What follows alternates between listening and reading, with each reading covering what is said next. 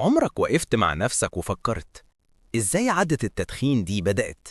إزاي ورقة صغيرة من نبات التبغ اتحولت لصناعة بالمليارات وفي نفس الوقت بتقتل ملايين كل سنة؟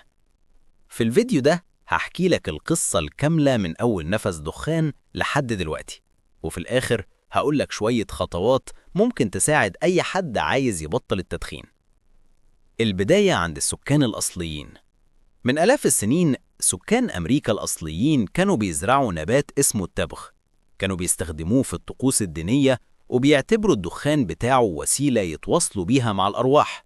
يعني الموضوع كان بالنسبة لهم حاجة مقدسة مش مجرد عادة.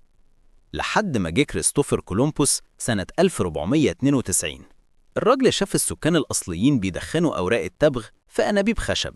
الفكرة كانت غريبة عليه جداً، لكنه أخذ البذور ورجع بيها لأسبانيا، ومن هنا التبغ بدأ يدخل أوروبا. في البداية التبغ كان حاجة نادرة جدا ومخصوصة للطبقة الراقية. كانوا يا إما بيشموه على شكل مسحوق أو بيدخنوه في أنابيب خشب.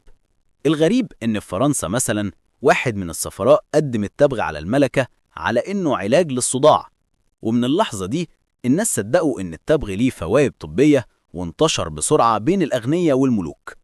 مع القرن ال17 وال18 المستعمرات الأوروبية في أمريكا بدأت تزرع التبغ بكميات ضخمة، وده خلق اقتصاد كامل قايم على التبغ، لدرجة إن ملايين العبيد الأفارقة اتجبروا يشتغلوا في زراعته. لحد ما جه القرن ال19 واتعملت أول مكنة لف السجاير سنة 1880. هنا بقى الموضوع مختلف تماما.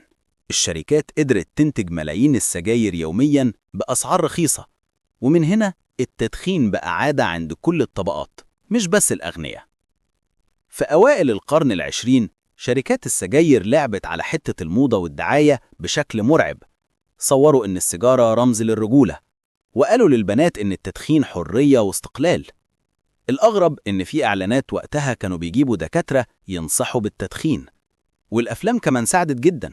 أي بطل مشهور لازم يمسك سيجارة، فخلى ملايين يصدقوا إن التدخين جاذبية ونجاح. لكن الحقيقة بدأت تظهر. أول تقرير رسمي ربط التدخين بسرطان الرئة طلع في نص القرن العشرين، وبعدها الدراسات أثبتت إنه كمان سبب رئيس الأمراض القلب والشرايين والرئة. النهاردة منظمة الصحة العالمية بتقول إن التدخين بيتسبب في وفاة أكتر من 8 مليون شخص سنوياً، منهم حوالي 1.5 مليون تقريباً بيموتوا لمجرد إنهم عايشين وسط المدخنين، يعني التدخين السلبي. طب إيه الحل؟ لو أنت مدخن ولسه بتفكر تبطل، ركز معايا. أول خطوة، خد قرار واضح واكتبه قدامك. 2. حاول تبعد عن المواقف اللي مرتبطة في دماغك بالتدخين زي القهوة أو قعدة الصحاب. 4. كلم دكتور، في برامج وأدوية بتساعد تقلل التعلق بالنيكوتين. والأهم، اطلب دعم من الناس اللي حواليك.